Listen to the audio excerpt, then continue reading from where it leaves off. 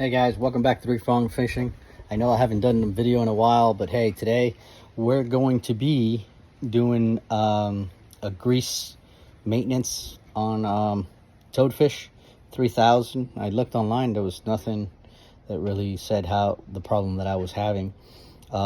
It's not the little bearings on the spool, but it's actually grinding from within inside. So we're gonna show you a video on how to do that. I don't know if it's the right way, but it's just my way, and it actually worked. All right, so we got the Toadfish 3000 here. So it was grinding, like I didn't know it was coming from in here. It wasn't coming from this bearing over here.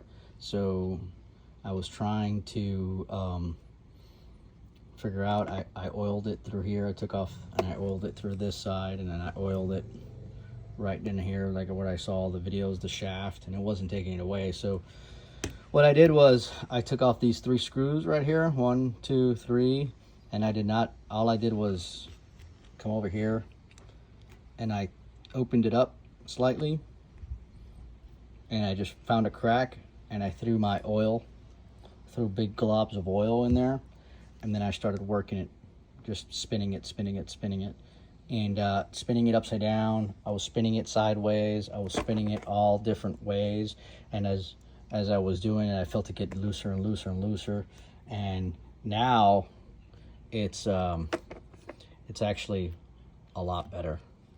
I mean, it's not perfect, but it's a lot better than it was.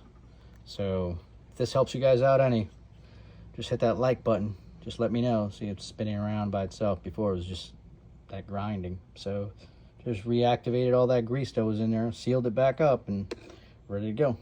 Thanks for watching, guys.